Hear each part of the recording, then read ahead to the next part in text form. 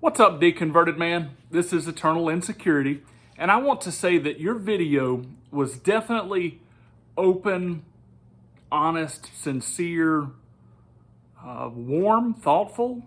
So number one, I want to just share that I appreciate the way you want to come to this debate. So you said that in your feed that you kept seeing my face or the channel pop up, etc., and that you were like, well, I finally need to make a video about this. And then you go out of your way to explain. You go way out of your way to explain. I'm not attacking you. I'm attacking your ideas. Fair. I get it. Wonderful. Perfect.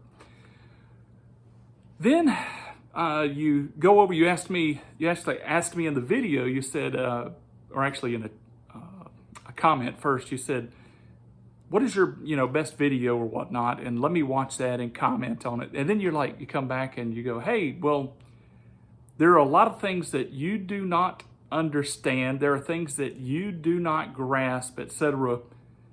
And so then you give me a direction. I need to go learn informal logic. Okay, so again, you've been warm, open, honest, and personal. And that's actually the way I enjoy most interacting with atheists, is on a person-to-person level. And, it does. When our ideas and our logic gets hurt, yeah, it's hard to be personal, or it's hard to open up to these concepts, because we immediately want to close down if we get hurt. And I understand that. I am not hurt. You haven't said anything to hurt me, which is just awesome in and of itself. But you absolutely misunderstand a few things about my position. And so I want to go over that, and we'll kind of go methodically and slowly and hopefully carefully enough that we can tread these waters together. So again, thank you for the open letter. I think you called it the open letter to Eternal Insecurity. Here I am responding, and I'm sending it back in this video format. So one of the things that you stated is that you got from my video somehow or another that I thought, feelings were an evidence for God. Not close, not even close. I don't think that is helpful at all. And that may be one of the reasons that video, took so much heat, etc., is people are just coming at it from a position that they think they understand, and then maybe that's why it looks so terrible and awful to them, and I can see it. And so the longer I listened to your video, and you made sure that you told me that you had a grasp on evolution and logic, and I really needed to catch up on those things, because if I was up on those things, I wouldn't be so far afield or so far out of whack. And so if I was you, looking at the Eternal Insecurity channel, if I had certain biases, such as this guy is a disillusioned theist,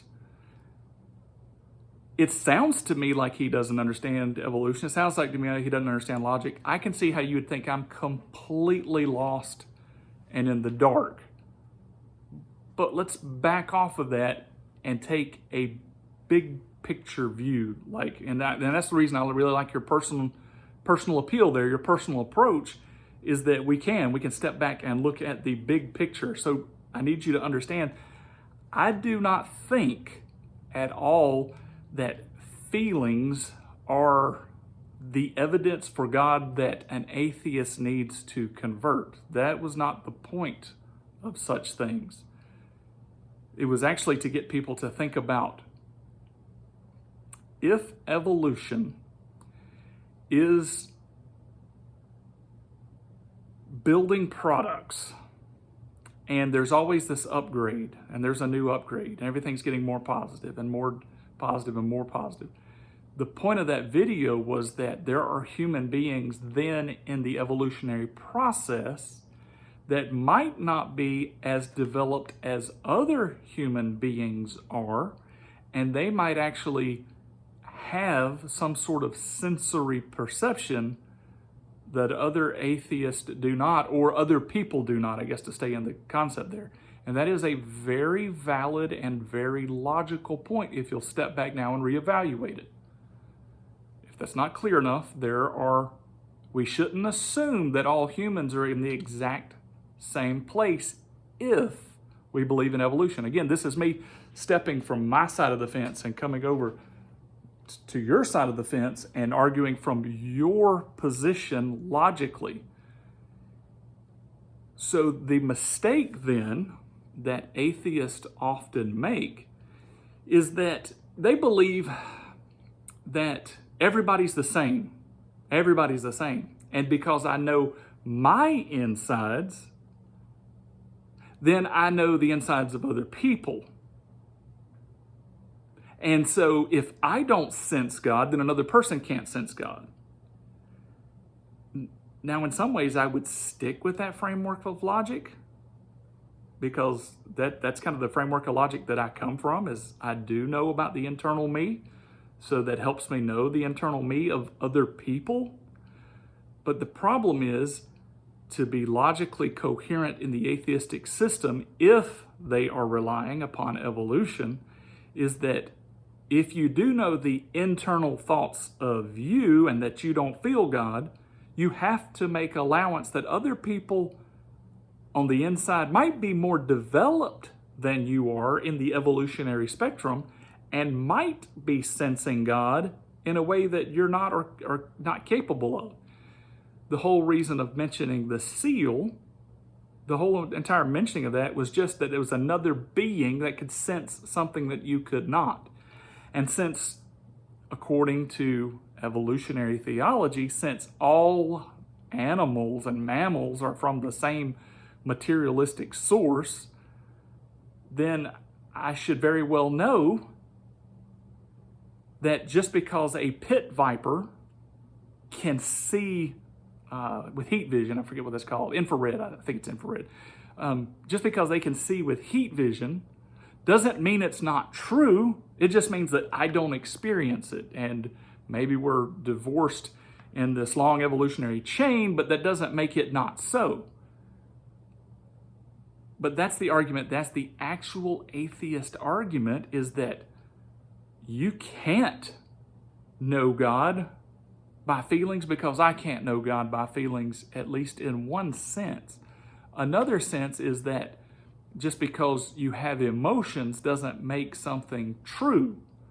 Just because you have these emotions don't make something true. But then that gets kind of weird as well, because materialistically speaking, if we were just being flat materialist, then there has to be something that evokes those emotions, some kind of real trigger. Maybe you could just push that down to thoughts.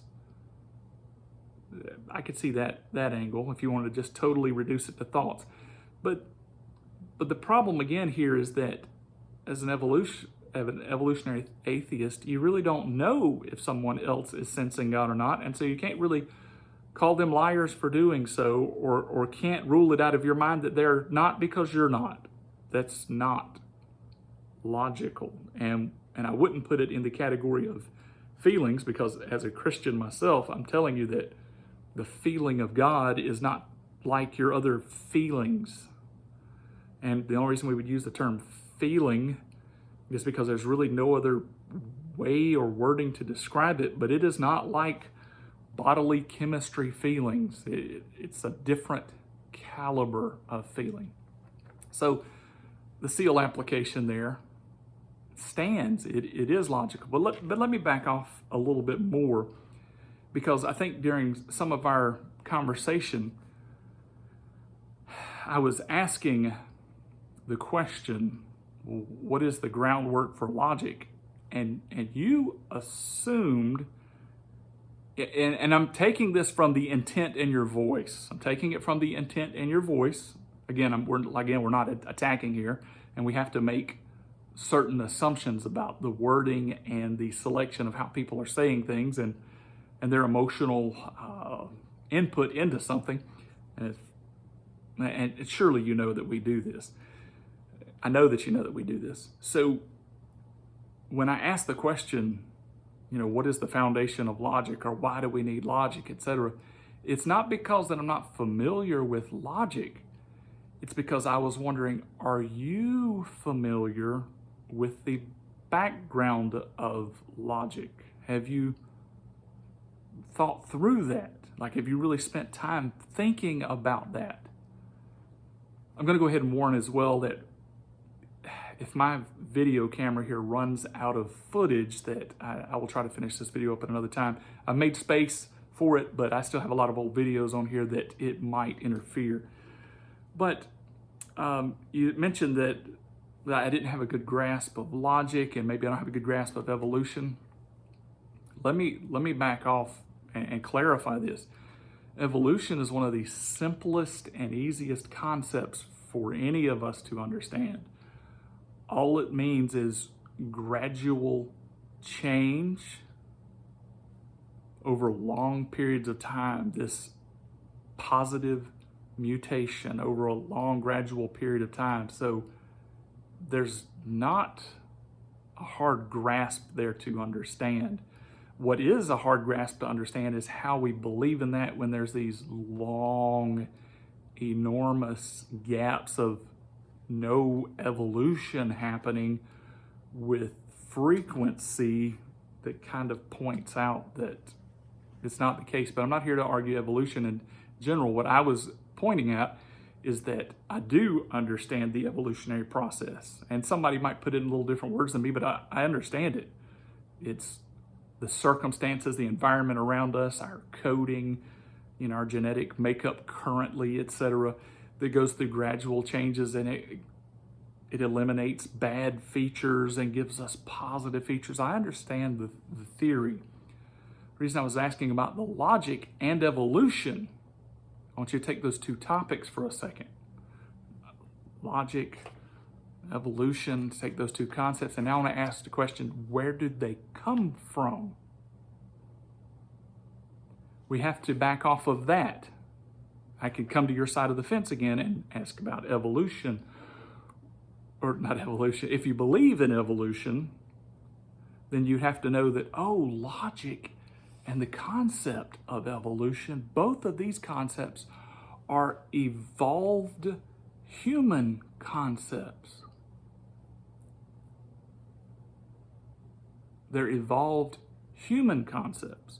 So we back off of that, and that's how you will begin to see why I have some belligerence at times towards evolution and atheism, is because, and some parts of science in this, is because I have backed off of those things, and I see those concepts as a whole, and I see that it is built on a framework of humanness.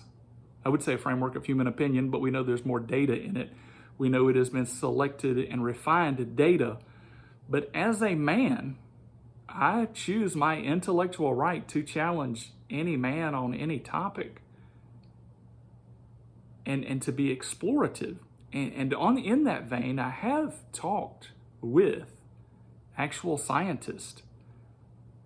And you don't come to a bedrock foundation in science. And a lot of atheists don't know this. Maybe you do. But a lot of atheists don't know this, is that the scientific foundation is guesswork. And if you will dig, if you will research, like you were telling me to dig into logic and evolution, I'm telling you, I have dug into evolution and science.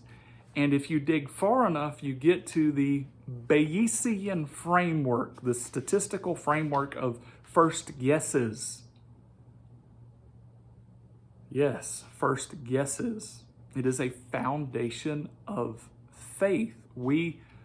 If you go to all of our foundations, like right now, as far down as you can dig, and I don't know to what level quantum physics is, okay? But when you get in there, you find out that the theories are farther down than the testing.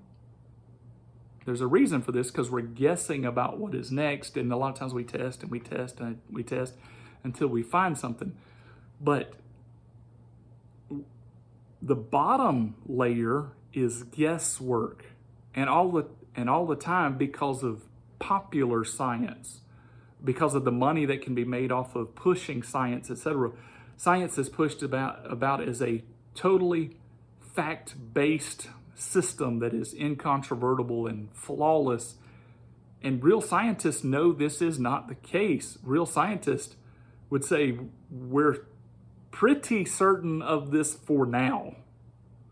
We're pretty certain of this right now, but investigation and exploration tomorrow might undo what we know. So there is a stance of faith and an appeal to authority there, and you're talking about logical fallacies. And the underlying principles of this, you have a lot of atheists who are depending on the scientist as an appeal to authority, and they don't realize that the scientists themselves are standing on final guesses or foundational guesses. And anybody that thinks they're certain just hasn't dug deep enough. Well, on top of that, the other side of this coin is, you said that, I don't have a decent grasp of logic. I have to ask, where's this system of logic? Where does it come from? I was just you can check some of the very last videos. This fellow by the name of Andrews J70. He's kind of been commenting on every one of my videos, etc. And he made sure to state the times that I brought up an ad hominem attack. Okay, so like you clarified at the beginning of this, I'm not attacking you, I'm attacking your ideas. Okay, and so one of the things that is often thrown around, one of the things that is thrown around as if it is solid as God itself, is that the ad hominem attack is the end-all be-all attack. And it undoes a person. And so if somebody uses something that looks like the ad hominem attack, then automatically they're wrong. They're just wrong. The question I have is, do men use logic, or do men create logic? And I've asked this on several other videos. It's like, is it a tool for us to use, or is it a tool that we bow underneath? And if it is a tool that we have created, blah, blah, blah, by evolutionary process, etc., how do we know that the foundation is solid and not going to change? But on top of that, anybody that thinks that we have logic that applies to all areas, that, like you mentioned, why is there a section of informal logic versus formal logic? So back to the ad hominem attack, there are times that should be addressed. Like take for instance, you get locked up for something petty. Maybe you were driving after, let's say you took some NyQuil and all of a sudden you blow an alcohol content that's too high, for whatever reason. Maybe there's an adverse admixture of a few things, and you weren't out drinking, but let's say you get locked up for drinking. And man, it's in a little thrown away town, and all the police there have chips on their shoulder. Paint the picture however you would. But you get locked up there, and a lawyer comes in and he tells you, and I'm gonna have you out of here tomorrow morning. You got this taken care of. Here's the 3 laws, blah, blah, blah. And he's got it all crystal clear and laid out, and he tells you everything. I just need $5,000 from you, and I'll get it done by tomorrow.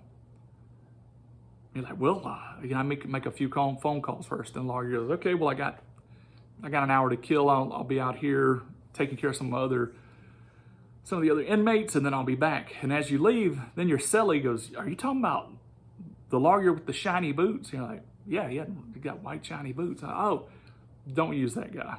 He's a liar. He tells you one thing, and it's not true. If at that point someone goes, that's an ad hominem attack, man. You attacked him personally. You didn't stay on topic with his idea. If you proceeded through this circumstance like that, you would get burnt, terribly burnt. So there is a time and a place that the logical ad hominem fallacy doesn't actually work. And so, again, this Andrews J70 guy, every time I said certain this, he was like ad hominem, ad hominem, ad hominem. And then there was a section where he addressed my motivation or intentions at some point.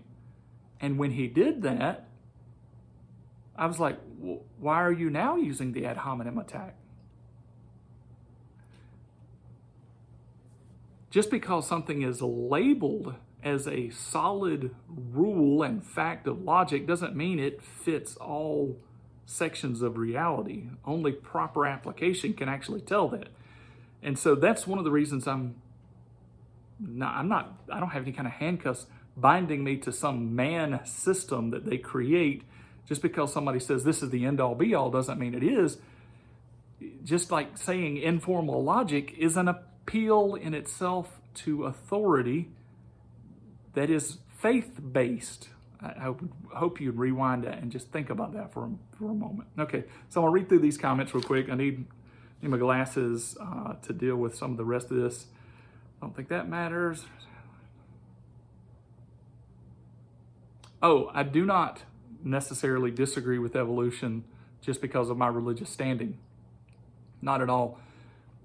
Mathematically, it doesn't work. Darwin expected to find millions and millions and millions of transitional fossils, and we can't find those. Like, they don't exist.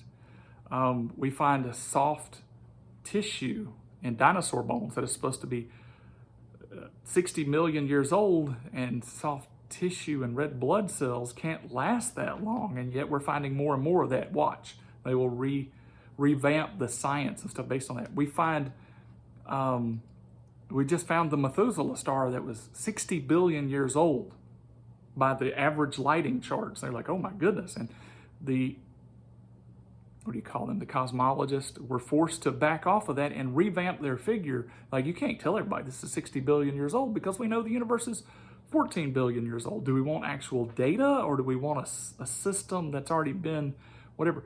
And each of those things I brought up across the entire spectrum of evolution can be debated. But should they be debated, or is something else going on? I don't think they can be debated well. It's like, I found out that carbon-14, the inventor of this dating method, that is like supposedly like one of the solid, most standard ways of dating. Like, to start off, he's like, where do we start? I will guess and say there's this much carbon in the air. My friend, that is not a good foundation for science. Let's see.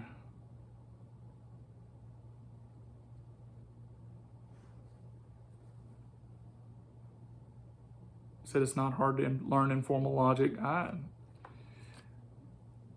say it's hard to learn the nuances of informal logic, and I can't believe how many people don't see when something matters. It's kind of like, I see this all the time, the ad populum fallacy, the ad populum fallacy, the ad populum fallacy. Just because the majority of people believe it doesn't make it so.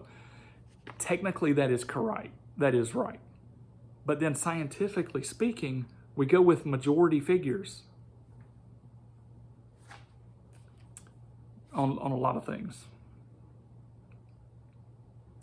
I come off as someone who is extraordinarily ignorant of how things work in the real world.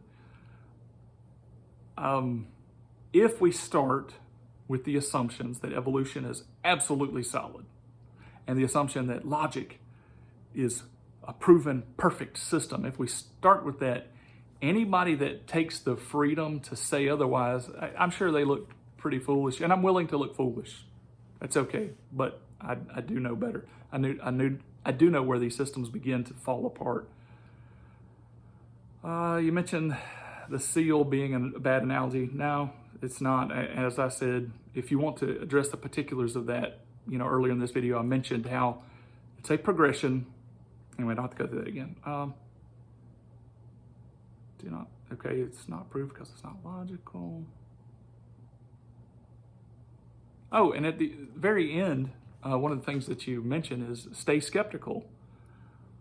this is one of the reasons that I am a Christian, is because I am very skeptical, and I usually see through intentions and motives, and usually see the system and the flaws and the bends, all this kind of stuff right off the bat. I see it in religion, and I also see it in the science community. I see it in the academic community. I see it in economics, etc. And so I am very skeptical, and like I said, even hyper skeptical. I don't start from the place that I need to learn evolution. I actually start from the place of nobody in evolution has the final answers. They're standing on a claim of facts that are just, they're not proven, but there's so many backslapping fields that stamp approval left and right that the whole thing seems to be true, even though there isn't solid groundwork to stand on. Maybe we get into the particulars of that. There's other channels do that way better than I do. I think that's all I've got. Thank you for the sincerity of what you presented. Thank you for being open and warm. I am open to real conversation. I actually prefer this method over, just dogmatic analysis. But if you're willing to question logic and evolution as to where it came from, my position won't seem so far-fetched to you. Thank you.